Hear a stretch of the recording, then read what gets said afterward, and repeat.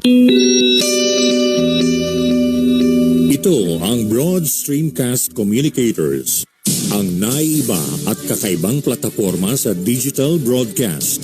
Mula Luzon, Visayas, Mindanao hanggang sa iba't ibang dako ng mundo.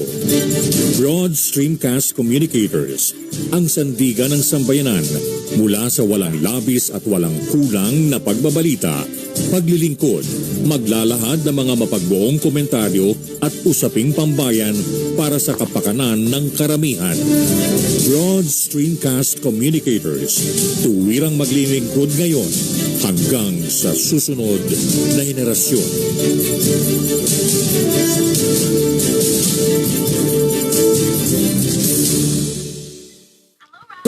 Ratsada Balita ni Double J.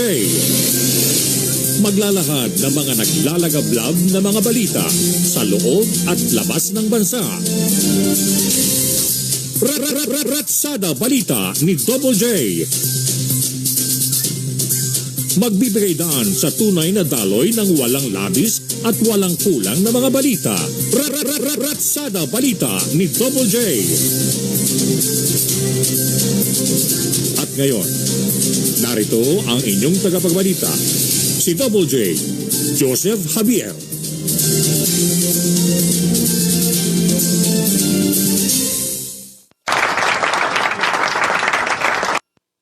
Araw ng Biyernes at welcome po dito pa rin sa ating programa Ratsada Balita ni Double J. At siyempre, magkakasama po tayo hanggang mamayang alauna ng hapon. Yan po yung unang oras ng hapon, ng alauna. Pero pagdating na alas 12, tanghali pa yan. So, we are consider na good morning o good noon. Yan. Anyway, ito po, araw ng Biyernes at ika-12 ng buwan ng Marso. March 12 na po. Doon sa mga nagdiriwang ng kanilang mga karawan, yung araw na to, ang masasabi lang na inyong lingkod ay siyang maligaya at masaya at masarap na handaan ngayong araw ng Biyernes. Doon sa mga nagdiriwang ng kanilang karawan. Siyempre, ganoon rin sa mga nagdiriwang ng kanilang mga anibersaryo. Sabihin man natin na yan ay day-sari, week-sari, month-sari o year-sari. Maligaya at masaya, masaganang anibersaryo sa lahat ng nagdiriwang. Yan, yahoo!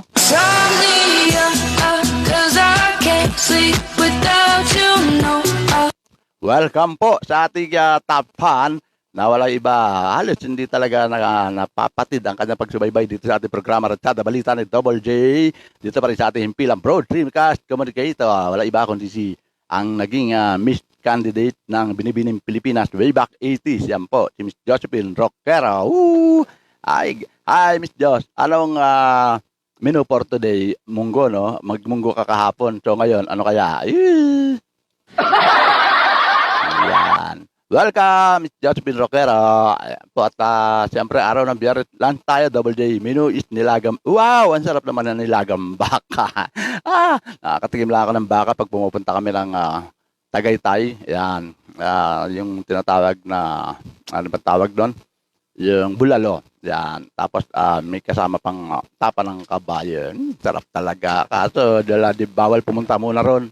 Dahil nanganganib, nasa alert level 2 ang bulkang Taal. Kaya ingat-ingat po dyan sa mga nasa gawin ng bahagi ng Tagaytay at dyan sa bahagi ng Taal. Ingat-ingat lang po. Hi! Dyan sa ating mga listener at followers dito sa ating himpilan na sila live na nanonood po. Hindi natin mapakita yung camera kasi medyo gagalaw pa tayo. Anyway, magandang tanghali rin sa lahat ng ating mga sumusubayba at sa ating mga ka-BSTC, kaibigan, kababayan na sasagawa ng mga lunch ngayon. At pati na rin yung mga nagtasagawa ng kanilang lunch break ngayong araw ng Biyernes.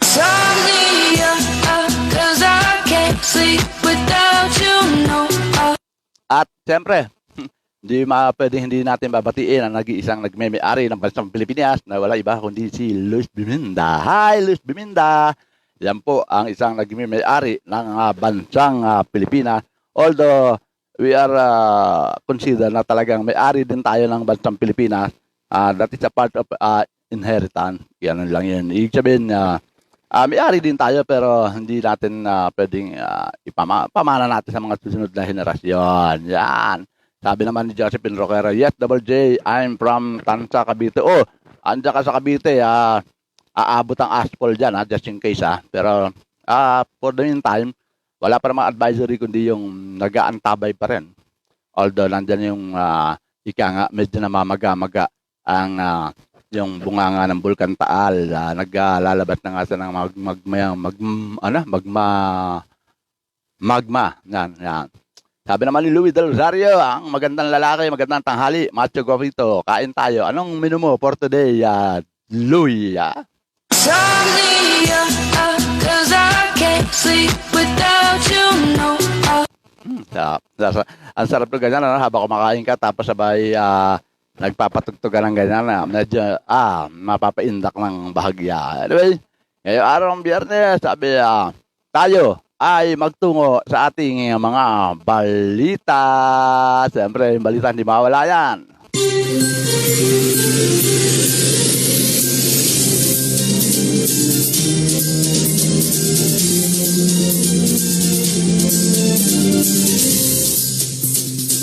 Turn on the Sabi naman ni Louis Del Rosario, magandang tanghali, macho guapito. Isa lang kilala ko, macho guapito, Wala iba kundi si Rico J. Puno, ang kumanta ng Bakit ba ganyan ang buhay ng tao?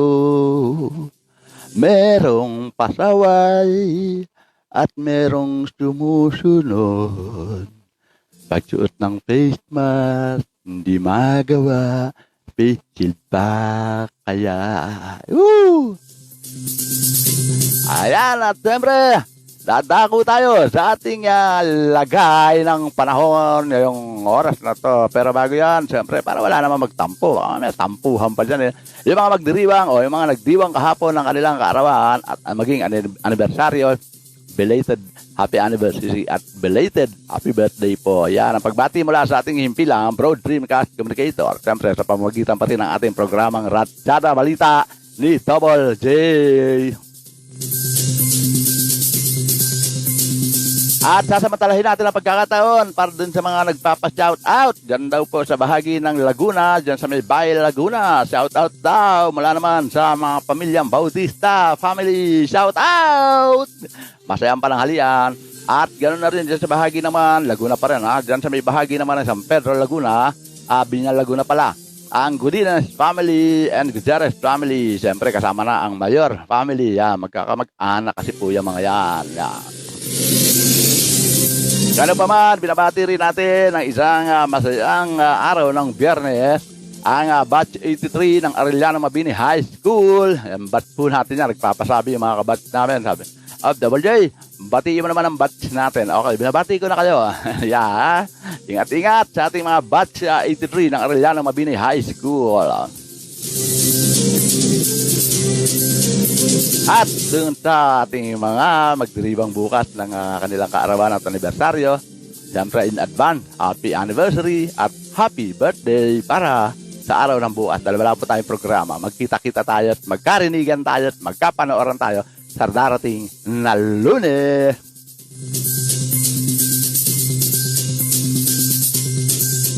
At siyempre, hindi pwedeng hindi natin babanggitin ang oras. Oras po sa ito sa ating bansa. Ganap ng alas 12 Gs.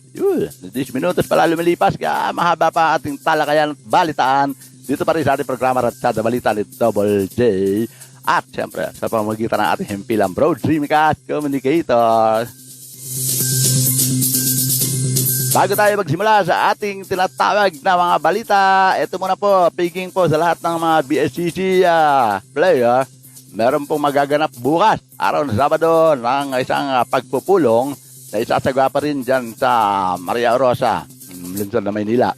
Dyan po sa may Mabini, dyan po sa Eras Ramen Kitchen.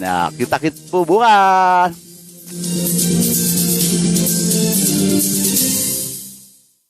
Ito muna po ang ating tinatawag na lagay ng panahon. Hindi pwedeng hindi dahil may mga nagre-request Double J yung lagay ng panahon lagi namin na antabayanin ito na po.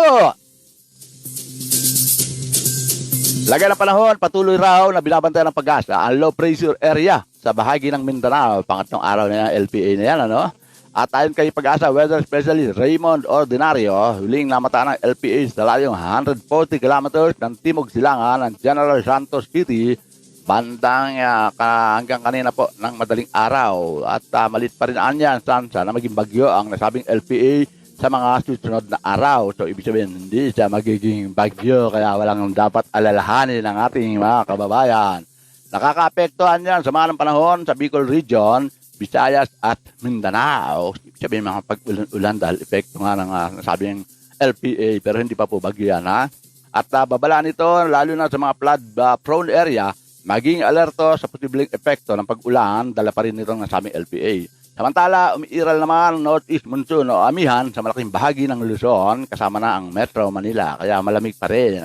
Asahan niya ang maliwalas na panahon sa Luzon maliban na lamang sa ilang mga pangilan-ngilan na pag-ulan. Yan yung mga bigla-biglang ulan, di po ba? Sa ngayon, walang nakataas na gale warning sa bansa. Ibig sabihin, kung walang gale warning, yung mga naglalaot para mangisda, wala po kayo dapat alalahanin. Yun lang, baka banggain kayo ng barko ng China.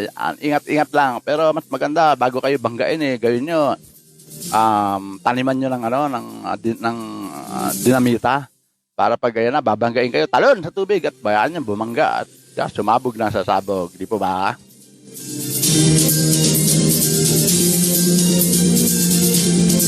At yan po lagay ng ating panahon sa araw ng Biyernes. Ngayon po araw. Doon sa mga paalala ko nga po pala, doon sa ating mga kaibigan, kababayan, ng mga deboto ng Poong Jesus Nazareno, dyan sa Quiapo, pairalin lang po, sumunod lang po tayo sa social distancing, sa kabila ng tradisyon na hindi na maiaalis dyan at hindi na pwedeng tanggalin sa sino mang Pilipino na talagang deboto. Ayan po mangyari lang na paigtingin nyo lang ang tinatawag na social distancing. Ika nga yun ay pag-iingat sa bawat isa. Wala namang mawawala kung magsusot ka ng face mask o face shield dahil yan ay preventive measures na ginagawa natin para sa ating mga sarili. Kaya kung yung mayroong mga iba dyan na talagang pasaway, sabihan na lang. Kahit ba hindi mo siya kakilala hindi naman masamang magbigay ng paalala sa isang kaibigan o kababayan na para lang maipaalala sa kanya ang kanyang nagiging pagkukulang sa kanyang sarili. Ang gamot sa taong mga nakakalimot, wala iba kundi ang paalala. Yan po. Wag nang mag-atubili. Dahil mahirap na lalo ngayon ang bilis talaga ng transmission ng nasabing COVID variant 2K at iba pa, nakakainis, ang makakasugpo lang talaga niya, wala iba kundi si Melito Rodelio Militante. Yan, si Rodelio Melito Militante ng Calamba, Laguna, nag-show up na dito sa ating screen. Yan, mabuhay ka, Lodi Melito.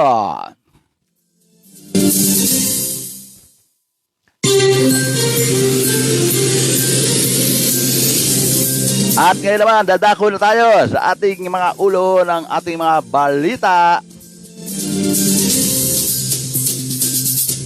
Kababanggit ko lang kanina lang. Ito, ilang segundo pa lang. Kaugnay pa rin dito sa ating dinaranas na pandemic na COVID na to. Kasama na ang UK variant at saka yung African virus pa yan. Kung bakit ganun kabilis na sumisirit dito sa ating bansa dahil sa kukulangan ng pag-iingat ng ating mga kababayan na matitigas ang ulo.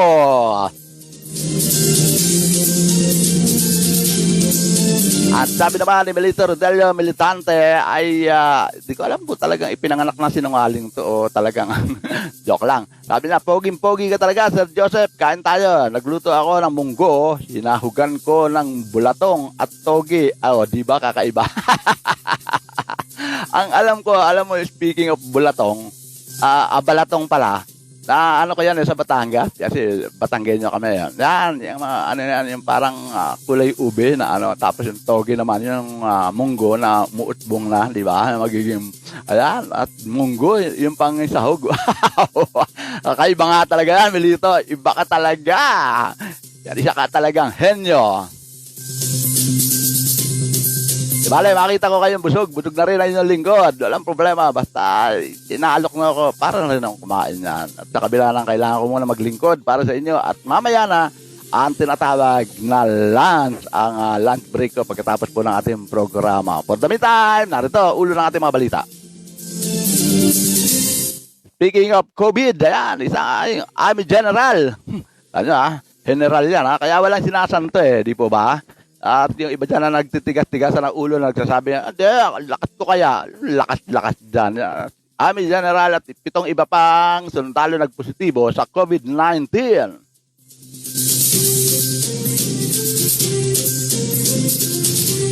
Kung meron mang tinamaan sa hanay ng Armed Forces of the Philippines, hindi pa rin mawawala na may tatamaan sa Philippine National Police. At maging si PNP Chief Chinas, PNP Chief Debol Chinas, nagpositibo sa COVID-19.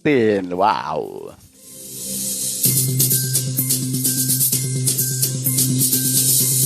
Pagkakaroon ng Unified Curfew Hours, pinagkasunduan ng Metro Manila Mayor. Metro Manila lang yan, Ibig sabihin, sakop niya 17 cities. Ibig sabihin, kasama ng 16 cities and 1 municipality. Dalang pateros na nanatili pa rin sa isang municipal at hindi pa rin nagiging syudad. Paano kaya sa iba't ibang mga probinsya, ang pagkakaalam ko po, yung mga at least entire region, ang mga LGUs na ang magpapatupad ko ano man ang strict policy na dapat nila dahil binigyan na sila ng ayuda ng DILG para magpatupad ng kanilang mga strict protocol para sa health protocols po yun At kaugnay pa rin dyan sa mga pinaiiral na curfew. Ayan po, special ID, hindi kailangan sa Unified Curfew Hours sa Metro Manila. Mamaya po, ang buod ng balita na yan kung ano ibig sabihin niya. At DBM o Department of Budget Management, nakapaglabas na ng 10 billion para sa vaccination program. Na naman, akala ko ba puro mga donation yan. At mabagal na vaccination program ng bansa, reasonable.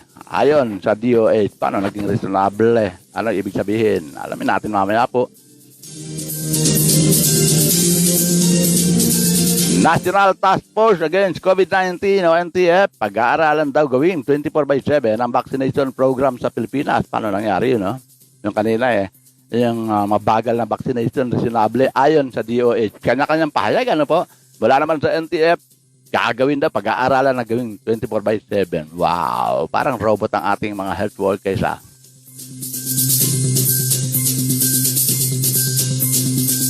LGUs na hindi nagpapapasok ng turista, papaliwanagan. Yan. Papaliwanagan sila ng DILG. Bakit kaya? Ba't hindi pinapapasok ang turista? Nakapasok na nga sa airport pagdating sa probinsya, o kung saan man lugar, hindi nyo papayagan pumasok. Bakit? Dahil basta dapat inaalam kasi dyan kung kung yan nakapasok dito sa pamagitan at nakalisod sa airport, then napunta naman sa ilang syudad o ilang probinsya, siguro ang dapat alamin dyan kung meron man carrier man yan, paano nakalisod sa ating pambansang paliparan, di po ba?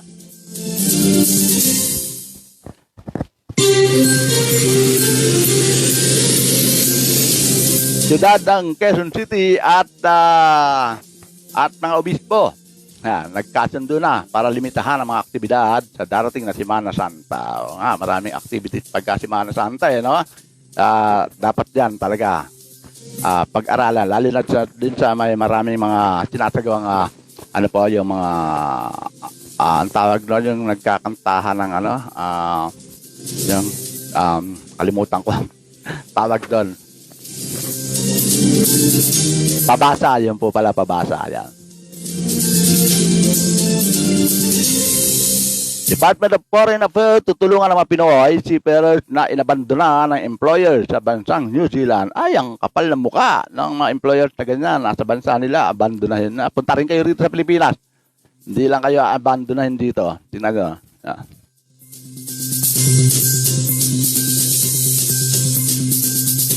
Bureau of Fishes Bureau of Fishes and Resources, nagbabala sa 10 lugar na positibo. Ito pa, positibo pa rin sa red tide. Kaya ingat-ingat po. Mamaya, bibigyan natin ang buod ng balita na yan para malaman nyo kung saan. At kung binibili nyo mga laman dagat o mga ika nga ay produktong galing dagat mahirap na, di ba? Malaman natin mamaya.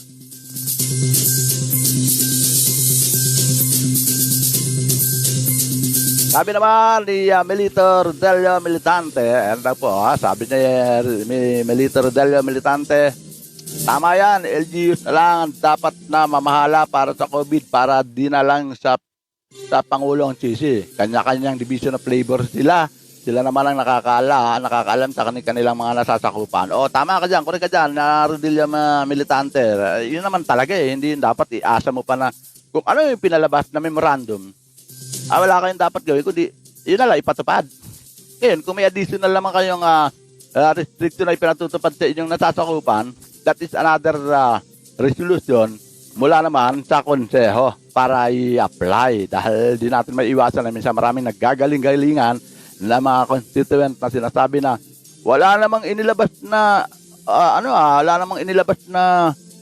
order na ganyan ang DILG at saka sa Malacanang bakit dito merong ganyan po, hindi naiintindihan. Kaya mamaya pag-usapan natin po yung mga bagay na yan. Tama ka dyan, Melito Rodelio Militante. Iba talaga yung kumakain ng ginisang munggo na merong sahog ng balatong at toge. Galing.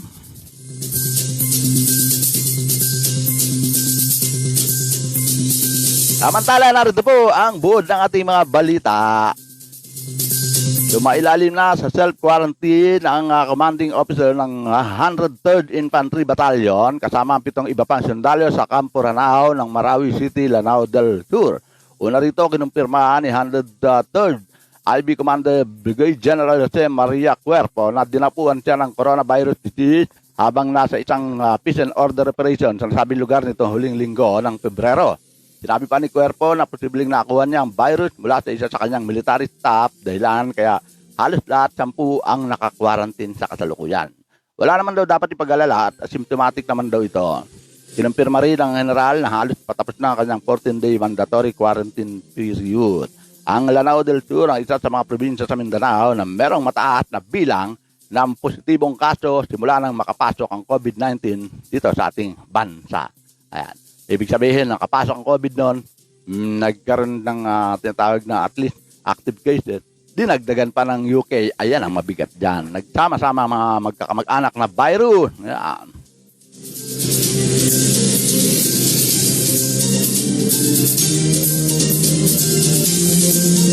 Kung sa hanay ng ating mga kasundaluhan, ay merong tinamaan ang lintik na pandemic na yan at maging sa hanay ng Philippine National Police. Ito po, maging si Philippine National Police Chief General Debol Gina sa hindi nakaligtas sa COVID-19.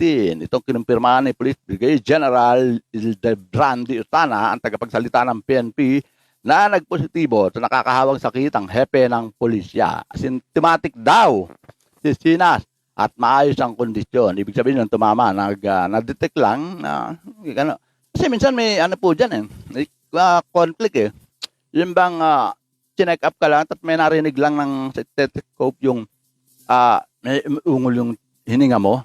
Sabihin natin may sipon ka lang. Biglang pag swab test magpa-positive na dahil nga doon, ililink na agad dyan sa COVID. Kaya yung nagiging problema ng mga mamamayan, ganyan yung laki ng gastos na gagastusin mo sa ospital. Yeah. At hinikayat naman ng PNP chief ang mga nagkaroon ng contact sa kanya na bantayan ng kanilang mga kondisyon. Lalo na yung ating mga mamahayag na naka-assign sa Campo Crame. Yan.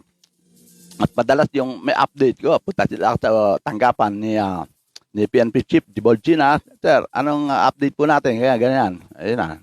Kaya kailangan contact trace pa rin sila kahit paano. Batay sa uling datos, nasa 671 na aktibong kaso ng COVID-19 sa hanay ng PNP. 11,193 ang gumaling habang 32 ang nasawi. Dadagdagan pa talaga ako.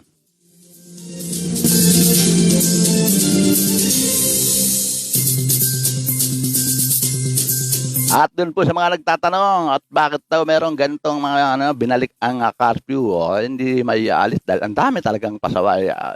Tama lang naman yun isang banda, mabuti na rin yung ganyang, para na ganun, mas nananatili sa loob ng bahay. Kasi iba naman yung, kung kailan gabi na, hanggang madaling araw, gising pa na hindi mo malaman kung bakit, di naman tanod, hindi naman tagapagbantay.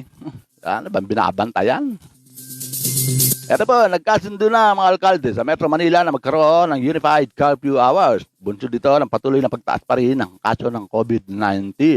Ayon naman kay Metropolitan Manila Development Authority Chairman Ben Abalos, ipatutupad dito mula alas 10 ng gabi hanggang alas 5 ng umaga na magsisimula sa darating na Lunes, March 15. Epektibo na sabing curfew hours sa National Capital Region sa loob ng 2 linggo. Isaan niya ito sa mga napagkasundo ng mga alkalde maliban sa agresibong pagsusuri at contact tracing. Ani pa, Abalos, sino mang mahuhuling lalabag ay papatawan ng parusa depende sa mga pinatutupad na ordinansa sa bawat lungsod. Yan. O, magkakaiba po talaga yung mga ordinansa. Meron yung iba nagmumulta pero wala na yung community service kasi nasa labas pa eh. Kaya parang inilaglag mo lang talaga sa lubluban ng kalabaw yan pag pinag-community service mo dahil alam naman natin ng COVID-19 airborne yan, di po ba? Siguro maganda dyan i-Bartolina. Yan ang maganda para titigas ng ulo nyo eh. Hindi kayo mga natili sa bahay. Dito kayo sa Bartolina. Ano sa palagay nyo sa ating mga taga-subaybay? Mula kay Melito, Rodelio Militante, mula kay Louie, mula kay Josephine Roquero. Ano sa palagay nyo? Na instead na mga nahuhuli na mga pasaway, lalo na sa mga madaling araw, imbis na ipag-community service yung mga i-Bartolina na lang, di ba?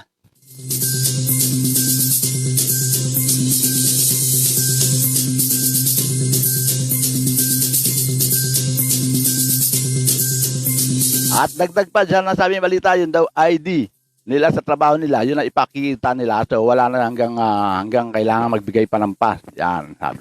Hanggang sa katapusan ng buwan ang uniform curfew at ito ay bunga ng pagtami muli ng tinatamaan ng coronavirus sa Metro Manila. Yan po na pagkasunduan mula sa tanggapan ng Metro Manila Development Authority sa pangunguna ni Chairman Abalos at lahat ng mga alkalde ng 17 lungsod. Sabi ni Charlie Fry, ang ganda ng boses niyan, kaibigan. Ang ating idolo na may programa ng puro virtual at puro kantahan, tugtugan tuwing araw, Sabado at Linggo. Yan po si Charlie Fry. Gandang tanghali, Double J. Mas gwapo ka tanghali, Charlie. Thank you. At dagdag pa ni Melito, ang paglalamuli ng virus, di dapat laging isisi sa Pangulo. Dapat sisihin dyan simula sa barangay, mayors, hanggang sa gobernador. Masyado silang pabaya sa kanilang mga nasasakupan. At para naman sa mga mamayan, para sa mga mamayan, walang dapat gawin kundi sumunod at huwag pasaway dahil kapag nakahawaan, mas lalong lumalala ang nasabing pandemya. Sino ba ang gagatos? Iba, gobyerno din. Yan. May mga pagkakataon na gobyerno, palat wala, pero yung iba, pinasi-shoulder sa mga, isang banda siguro, para mas lalong maging effective yung ating pinatutupad na health protocol. Ganito, magbaba ng order na pag kayo tinamaan, bahala kayo sa buhay nyo, sagot ng mga hospitalization nyo. Ganyan, di ba? Kasi iba, bali, okay lang, tamaan ako, gobyerno naman sasagot. Iyon, meron silang meron silang tinatawag na ASA. Meron silang kaya ganun kalalalakas ang loob ng mga yan. Ewan ko kung ano bang nasa utak ng mga kababayan natin na ganyan talaga ang attitude. Anyway, maraming salamat sa sinasabi mong yan, Melito Rodelio Militante. At sa ganun at lahat ng mga pinapost nyo dyan at komento nyo, binabasa ko yan at isi-segue natin sa ganun. Maiintindihan ng iba, naalalaman nila kung ano ba talaga ang nagiging role nila. Mananatili na ba talaga silang pasaway? Kung magiging pasaway na lang sila habang buhay, sige, pagpatuloy nyo yan. Di kayo suportahan namin.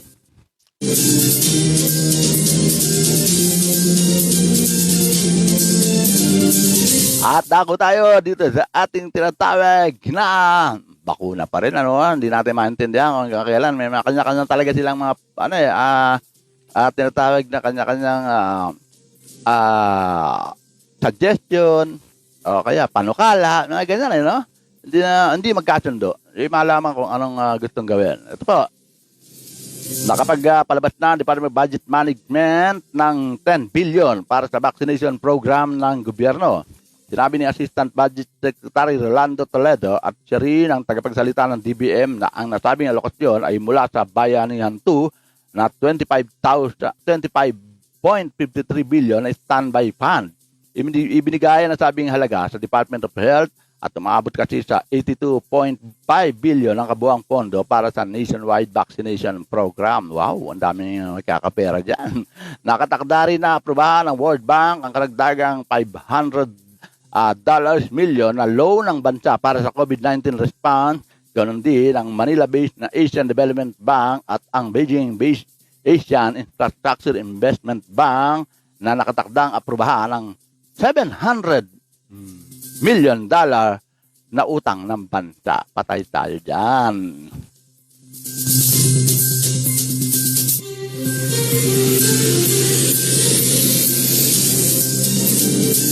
Ang laki ng uutangin. Tapos yung mga nasa standby fund, gagamitin pa. Tapos biglang ang declaration ng DOH, ito po. Aminado si Department of Health Secretary Francisco Duque III na mabagal ang COVID-19 vaccination program ng ating bansa. Sinabi nito na hindi ito mabilis gaya ng inaasahan ng gobyerno at ang dahilan dito ay dahil kakasimula pa lamang ng gobyerno ng mahigit 1 linggo. Isa ring dahilan niya ay nabigyan ng opsyon ng mga tao na nais nilang bakuna na ituturok sa kanila. Wow, grabe. Bahala sila kung gano'n ang gusto ng kanilang mamamayan, sila bibili, di ba? Hindi nila samantalahin kung hanggat may libre. Inuutang na nga inuutang. Pero yung 700 million at saka 500 million in dollars na inuutang. Tapos sabay mamimili ka pa ng yung baka nakalimutan nila, tayo rin lang magbabayad dyan. Sabi ni Charlie Fry, hindi naman talaga dapat isisi sa Pangulo kung mahawa ka ng virus. Pero responsibilidad ng pamahalaan na magpatupad ng mga sensible na protocols upang maiwasan ang pagkalat ng COVID at ang mga no-brainer na patakaran ay hindi nakakatulong upang wag lumaganap ang virus. Tama. Tama ka dyan, Charlie Fry. Hindi lang talaga magaling kang kumanta, magaling na composer at singer, magaling din talaga ang ng utak mo na ibig sabihin spread out about the intellectual na ganyan na mga komento na nakapakipakinabang. Dapat yan ang mga itinasampal natin sa mga pasaway na mantitigas ang ulo. Kaya sabi ko nga, hindi na dapat pag hinuli yung mga yan, hindi na dapat sinisita. Dapat yan, ang gawin dyan, hulihin. Tapos sabay, ibartolina. Hindi kukulong. Kasi Bartolina lang. Ang daming bakanting Bartolina para malaman nila ng mga pag sinabi nila reklamo. Bakit ako ibabartolina? Hindi naman mabigat ang kaso ko. Hindi. Ano ka ba? Para malaman mo lang. Di ba? Sabi naman ni Militor Delio Militante, bigyan ng kaukulang kaparusahan ng mga pasaway at kung menor de edad ang pasaway, magulang bigyan ng karampatang parusa dahil magulang unang may obligasyon na disiplinahin ang kanilang mga tama yan ha. Ayan. Dapat disiplinahin. Sabi yan, gulang dahil sila ang may obligasyon sa kanilang mga anak. Kung kinakailangan ikulong yung mga yan, ikulong. Paano naman yung iba nasa simula ng plan ng pandemya ay sumusunod tapos yung iba pasaway. Yan, yung mga pasaway. Markahan. Pasaway. Nakalagay yung plaka do pasaway. Yan. Tapos ibartolina. Huwag na ikulong. Bartolina na natin para madala. Naku.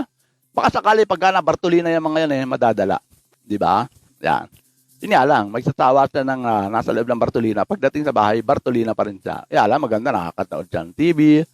Gawin niya yung gusto niyang gawin. Di po ba? At least, yun lang ang pinakamagandang pamamaraan na pwede natin gawin. Tama na sabi mo, Melito. At saka sinabi ni Charlie Fry.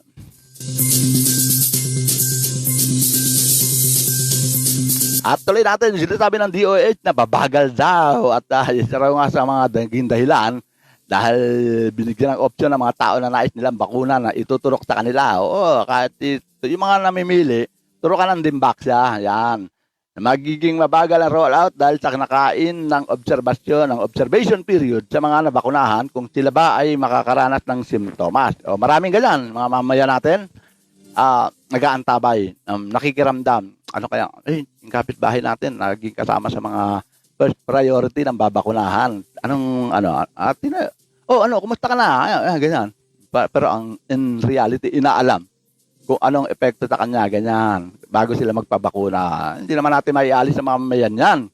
Kaya lang, ang sinasabi natin dito, okay, hanggat merong libre, and besides, pera naman natin ng bayan ang ginamit dyan, samantalahin, hindi yung kung kailan ng last minute, ganda pala na epekto, ay wala na pong available na para for the people. Meron dito, yung kailangan babayaran nyo to, kayo ang gagastos dahil naubos na po yung bakuna. Wala pa po tayong parating.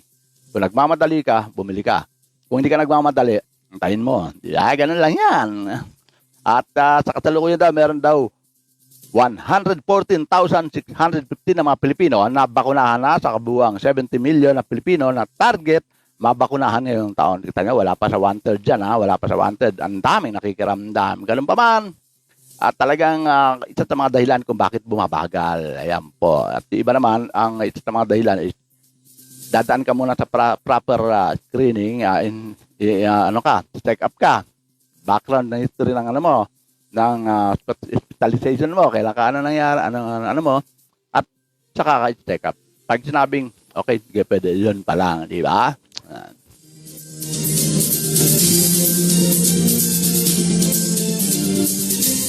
At sabi pa ni Charlie Fry, ipapalista ang name at contact numbers bago sumakay ng bus at train for contact tracing. Pero hindi naman sinecheck ang ID kung totoo ba ang sinusulat na info sa papel. So what I'm trying to say is, tama. May katwiran ka dyan, Charlie, no? Sabi na, so what I'm trying to say is, protocol na seryoso ang kailangan. Dapat ganyan. Kumbaga, sabihin na natin, naglabas na memo, ganito. Kung ano lang, nasa memo yun eh. Pero in reality, kung titignan mo, pag sabing health protocol, ang alam nila, face mask, face shield. Pero kung contact tracing, pasulat, observation natin yan sa mga mall. Pasok ka, sulat mo na yan meron ba nagsulat dyan ng mga totoong pangalan? Dahil hindi naman sinecheck yung ID. Tama ka dyan, Charlie. Yan ang dapat na maging strict sa mga ganyang klase ng sistema. Kung gusto nating maipatupad ng tamang maayos, dapat yung reality lang. Sinulat mo yung pangalan mo. Kilala ka ba ng guard? Lagay ko Fernando Po Jr. Di ba? Ito, cellphone number ko. 0911-999-0000. Di ba? Ganun eh. Dapat hindi na. Okay na, nakapag lag ka na eh. Hindi naman sinecheck eh. Tama ka dyan, Charlie Fry. Dapat talaga strict. Yung seryoso talaga ang protocol na ipinatutupad at talagang kailangan. Yan. Sabi naman ni Josephine Roquero, alam mo sir, kung palagi sasabihin sa kanila ang protocol at hindi naman sila sumusunod, natapagod na ang LGU sa taong bayan. Kaya hindi na nila sinusunod ang DILG. Hindi nakikipag-cooperate ang mga taong bayan. Tama. Totoo rin yan. Ang pinakamagandang gawin natin pagkaganyan, monitor natin. Bagay, magiging responsibilidad pa natin yan, although andyan naman ang responsibilidad natin sa sarili natin, sa family natin, and whatever, dapat dadagdag pa sila. Tama, siguro, pinakamagandang gawin yan talaga ay yung seryoso. Hulihin. Ang tigas ng ulo mo eh. Hindi na wala na rito ang first offense, second offense, third offense. Sige na. Tigas talaga ng ulo nyo. Bartolina. Tapos, masakit lang dyan. Pagdating sa ganyan, makikisaw-saw naman ng CHR, ang Commission on Human Rights. Bakit yung binartulina? Ano yan? Karapatan, lumabag kayo sa karapatan pantao. Pero naisip ba ng CHR na, bakit? Hindi ba karapatan ng tao na sasawayin sila? Sila magiging angkos ng paglawak at paglaghanap ng virus? Sige, kayo kumupkop. Kayo, talagang magaling kayo magkumupkop eh. Kaya mga CHR makikitaw-saw, masabi lang na may ginagawa sila. Di ba? Ako. Sabi ba ni Charlie Fry, bawal mag-holding hand sa kalye. Paano kung may kapansanan yung kasama mo? Sample lang yan, mga no-brainer na protocols na ipinatutupad nila. Yan, isa pa yan. Yung baga, okay, Bilang isang public servant, nakita mo yun, naakay yung matanda. Sir, bawal yan. O sige, bawal pala kayong mag-akay. Ganyan nila natin sila. Diba? Kayo mag-akay. Tawid nyo rin sa kabila, Kasi hindi malabo na mata niyan. Kita mo na. O sabihin na natin na, may kapansanan, bulag. Pero hindi kasama din sa age limit na bawal. Di po ba? Maraming conflict Maraming contradiction dyan sa mga sinasabi na pinatutupad. Pero kung in reality, maging totoo lang ang bawat isa sa atin na hindi naman tayo kahapon ipinanganak para hindi natin maintindihan kung ano yung ibig sabihin na dapat sundin. Yan lang. Kaya talagang maraming pasaway. Yun lang, isang conflict lang talaga. Sinasabi ni Charlie Fry na yan. Oo, talagang paano nga kung isang kasama mong bulag? Di ba? Sabihin mo sa polis, ganun ba sir? Sige sir, kayo na mag-akay. Pupunta kasi yan sa hindi yan pwede sumakay ng sakyan sir. Baka sabihin ng polis, sige na kasi dito ako nakapost hindi ako pwede umalis dito. Baka makasuhan ako ng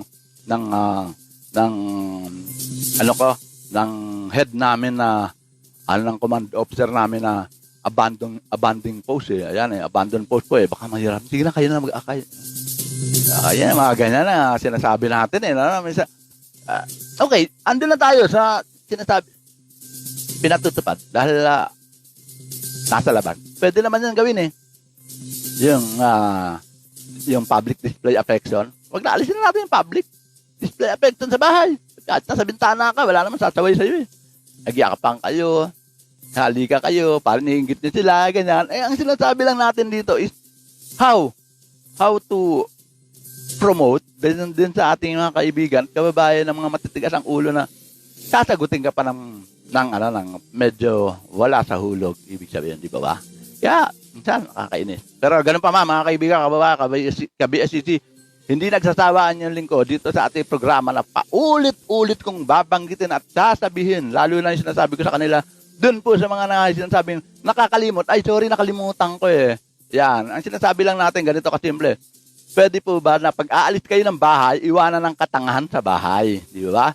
Ngayon, kung sakasakali hindi na magamot yon, eto po, ang solusyon dyan. Binigay ko number ko, text niyo po ako at ako pupunta sa inyo, ako magsusuot ng face shield at face mask nyo. Para lang sa ganon, at least, hindi kayo laging nasisita dahil sa katigasan ng inyong mga ulo. Dagdag na natin yung katanghan, di po ba? At wala naman kay Louis Del Rosario, kahit anong gawin nila, kung hindi sila mismo ang susunod ang sinasagawa sa sinasagawang kautusan. Talaga naman. Talaga yung mga ganyan At dapat yan, maging aware din ng ating mga kapulisan na nagpapatupad na basta nananikit, ganyan. Tanda mo, ito talaga matigas sa ulo na ito Sabi ko, ilan pong gawin natin? Bartolina yung mga yan, di ba? At additional, mula naman kay Charlie Fry, kaya nga po, babalik ulit tayo sa sinasabi ko na seryosong protocol, siguradong susunod ang lahat, walang dahilan para mapagod ng LGU. Trabaho nila yan, tama, trabaho nila yan. Pero ganun pa man, tama ka dyan, Charlie. Speaking of seryosong protocol, makipagtulungan tayo. Ako hindi ako nagsasawa mag-simita o mag-ano. Hindi ko naman sinisinita. Paalala lang. Ay, ganda. Best mo, baka mamati kita ka pa. Balik siya. Thank you, kuya. Di ba? Meron naman dyan mga matatanda na talagang, ay, naku. Ano ba yan? Diyan lang naman ako sa kabila. Ay, hindi nyo alam. Yung layo ng pupuntahan nyo is at about 15 meter. Di po ba? Mula sa bahay nyo. Baka hindi pa kayo nakakatawid ng 15 meter. 10 meters pa lang. Ayan na, nabagsakan kayo ng airborne ng COVID. Paano nyo po ipapaliwanag yan sa inyong sarili? Sa sarili nyo na lang, di ba?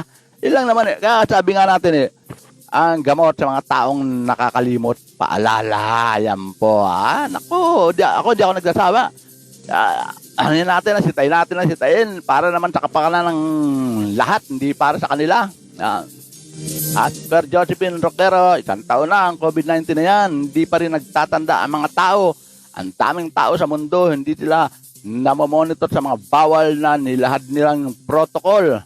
Tama na, nagkaroon na ng curfew kasi maraming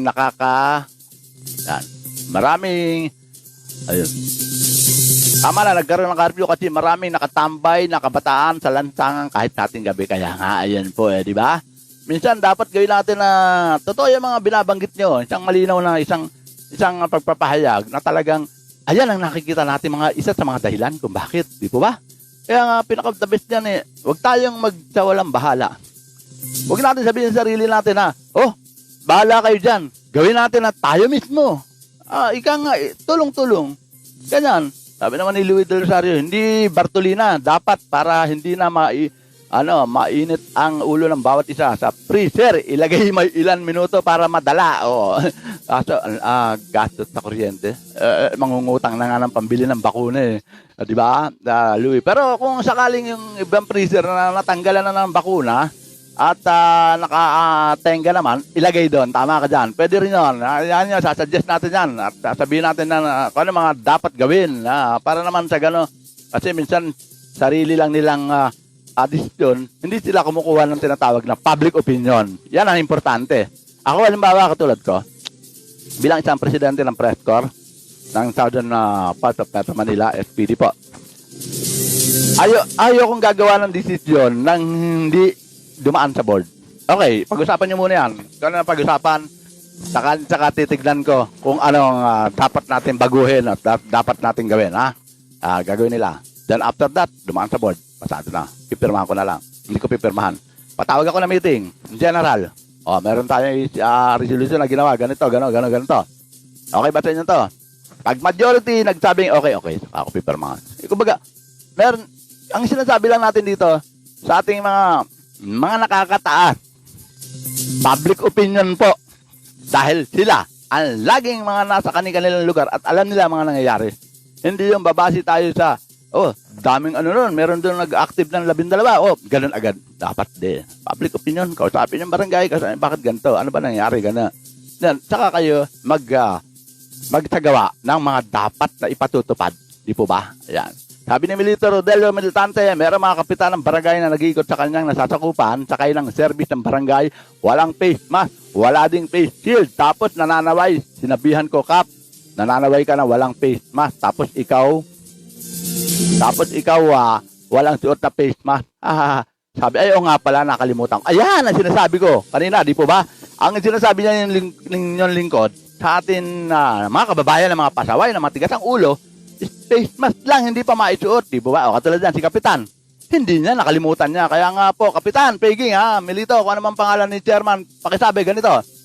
Chairman, ako ang nagpapasabi na sana po, susunod na mag-iikot kayo at para tignan ang inyong nasasakupan, ang iyong mga constituent na hindi sumusunod, sana po, iwanan niyo muna inyong katangahan sa bahay, ha? Chairman, yan po, paalala lang po. Tama naman si Milito Okay, yan. At sabi pa ni Charlie Fry, kapag nakatikim ng kulong yang mga pasaway, matututong sumunod ang mga yan. Tama ka dyan, Charlie. Yun nga, kasi ang ginagawa, dadali sa barangay, briefing, sasabihan, patawag ang magulang, ganun lang yun Tapos, maganda nga talaga, strict protocol, yung sinasabi mo, seryosong protocol. Okay, sinuli yan. Doon sa presinto. Bakit? Ba't kukulong? Hindi ako, tigas ang ulo barangay doon, walang ginagawa di ba? Tama lang yun. Magsisihan na sila. At kung papasok naman dyan ng CHR, ay nako. Ang dami kong sasabihin sa kanila sa Commission on Human Rights.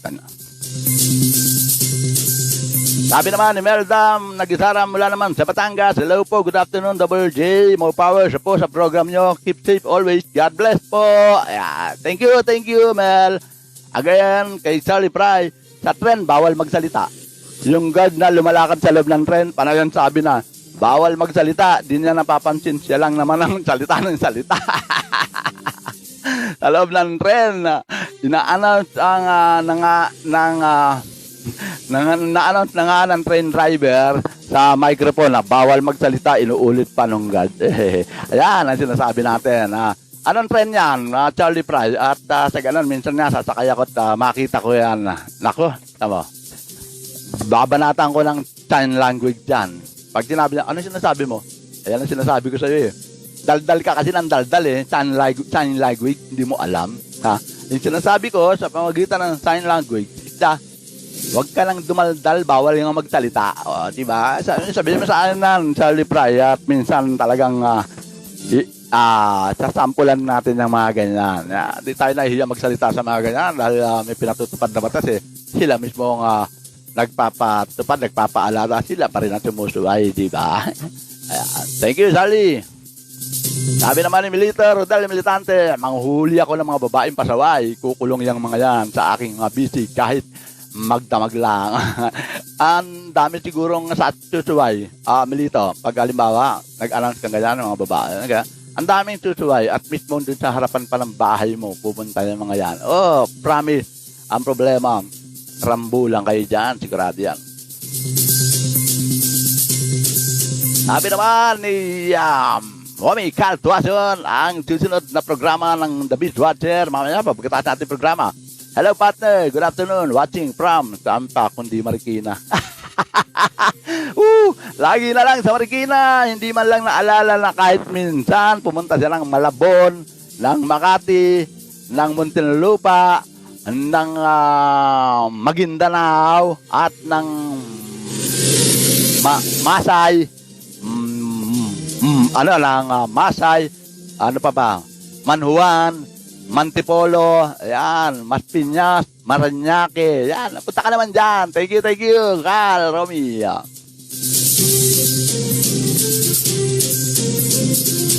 Ayan. At dahil na 7 minuto na lang natin nalalabi yung ating mga ibang mga balita na ito naman nauunang mga binabalita natin naman napaka-importante na po. At tungkol sa ibang mga binigay kong ulo ng mga balita na hindi na natin matatapos. Pero ganun pa man, popost ko po yan para dito sa ating programa. At sa ganun, mabasa nyo naman po. And at the same time, tuloy natin ang ating naging talakayan kaugnay nga dito sa pinaiiral na curfew. At the same time, yung pong health protocols na yan. Alam nyo mga kaibigan, kababayan, ka-BSCC, tama naman yung mga nagiging komento. Talagang likas. Only in the Philippines na sobrang titigas ng ulo ng ating mga kababayan. Una-una, tama rin dyan yung sinasabi nila na katulad ng isang komento ng ating kaibigan. Kasi daw, gobyerno gumagastos. Di ba? Kaya ganun kalakas ang loob ng ating mga kababayan. Na, pakialam kung tamaan siya dahil sasagutin ng gobyerno. Ganito. Siguro may ipupush natin through suggestion na ang talagang mga pasaway, pagka tinamaan ng COVID, bahala sa buhay na. Di po ba? Siya ang sasagot. O kaya magkaroon ng tinatawag na information campaign drive. O, paalala po sa ating mga kabayan na sobrang tumataas na ang kaso ng ating COVID dito sa ating bansa. Ganito po, hindi na po kakayanin na lahat ng mga ospital. Kulang na rin po ating mga healthcare workers na mga frontliner. Sa mga tatamaan po, kung sakali, sagot niyo na po kayo na pong bahala, maghanap ng ospital niyo, pero sagot niyo na po yan at hindi sasagutin ng gobyerno. Yan, siguro, ewan ko lang, kung hindi maisip niya mga yan, ayoko na, ang mahal ng gastos, diba? Yan lang sana ganyan naisip nila yan. Pero ako, lagi po ako nagpapaalala sa mga ganyan. Minsan tatanong, WGO na nag-positive pala doon sa ganun. Nakita, nasabi na nga po yan, nabanggit na nga. Kaya nga medyo granular lockdown po doon sa kanilang lugar eh. But ganun pa man, may contact tracer na rin po na tinecheck para doon sa mga nakasalamuha.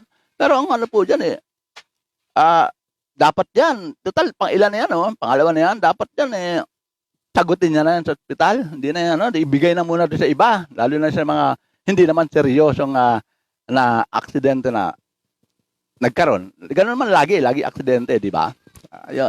Pakibati naman, Sir Joseph, nag-request. Si Militer, dahil militante mula sa Calamba, Laguna. Pakibati naman, Sir Joseph, ang ating napakasipag, matulungin at napakagaling na gobernador ng Laguna na walang iba si Governor Ramil Hernandez. Gayon din ang kanyang asawa, Congresswoman Ruth Mariano Hernandez ng 2nd District ng Laguna. At 2nd District ng Laguna. Okay, kilala ko yung mga yan. Mel. Anyway, magandang panahalian at masarap na ulam. Isang pagbati dyan po sa ating gobernador ng Laguna na si Governor Ramil Hernandez at ang kanyang congresswoman na may bahay na wala iba kung hindi si Ruth Mariano ng 2nd District ng Laguna po. Ayan ha. At siyempre, dahil uwi na tayo sa batian at 4 na minuto na lang ang nalalabi. Sabi naman ni Louis Del Rosario, condolence sa pamilya ng dating mayor ng Montalban Rizal, Elyong Hernandez, ama ng nakaupong mayor Jun Hernandez mula po sa Broad Streamcast Communicator. Okay, at condolence to the Hernandez family diyan po sa diyan po sa bahagi ng Montalban at ang sympathy po at pakikiramay mula po dito sa ating himpilang Broad Streamcast Communicator sa pamagitan po ng ating programang Ratsada Balita ni Double J. Walang pag-aatubili po na ano man ang inyong gustong panawagan, welcome po dito sa ating programa. At yan po ay isa sa ating mga pangunahing ginagawa para po mabigyan natin ng importansya ang kanilang mga gustong sabihin. Lalo na po sa hindi nila masabi, ma-broadcast, dito po, welcome po. Ano man po ang inyong komento, ano pa man po ang inyong opinion, welcome po dito sa programang Ratsada Balita ni Double J. At ang inyong lingkod, lagi pong maglilingkod. Hindi po para sa sarili, kundi po para sa lahat. Dito po, sa pamamagitan ng ating programa Ratsada Balita ni Double J. But anyway, at wala na po tayo oras at maraming salamat muna sa ating mga taga-subaybay. Walang sawang tumatangkilik na ating programa Ratsada Balita ni Double J. Mula naman kay Louis Del Rosario at kay Melitor Del Militante at kay partner na si Romy Cal Tuaso mula sa Marikina. At siyempre, ang ating magaling na singer-composer na wala iba kundi si Charlie Fry. Thank you, Lodi. Ganda ng boses niyan. At kay Melda Nagisara mula naman sa lalawigan ng Batangas. At siyempre, ito sa ating tapa na si Josephine Roquero. Ayan. Maraming salamat sa inyong lahat.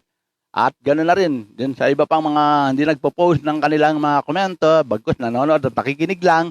Maraming salamat. Magkita-kita at magkapanooran tayo muli sa darating na Lunes. At siyempre, ang inyong lingkod, Joseph Javier, lagi pong nag-iiwan sa inyo ng isang katagang, God is always on our side. Wala po siya. Tandaan niyo, wala siya sa harap, wala siya sa likuran. Lagi siya nasa tabi. Kaya, keep faith po para sa taas. Ito yan sa mga factor na para tayo manatiling safe at ligtas. At lalong-lalo na, dahil hindi tayo pasaway, hindi katulad ng iba. Sabi ni Josephine Roquero, see you tomorrow, God bless tomorrow. Monday na, Diyos. Yan. See you, Tom. Meeting ng BSCC, sabi ni Louis Del Rosario. Okay, see you tomorrow, Louis. See you tomorrow, Charlie Fry. At siyempre, ang inyong lingkod ay hindi mag-iiwan ng hindi ending post ng programa Ratsada Balita ni Double J. Ito po, mga kaibigan. Natunghayan at napakinggan ang mga pangunahing balita at paghimay sa mga pangyayari at mga kaganapan dito sa Ratsada Balita ni Double J sa pamamagitan ng Broad Streamcast Communicators. Hanggang sa muli, maraming salamat po. Bye! We love you all! Ingat-ingat ha! Sabado at Linggo. Weekend po yan. Happy weekend! Ingat-ingat! Bye! We love you all!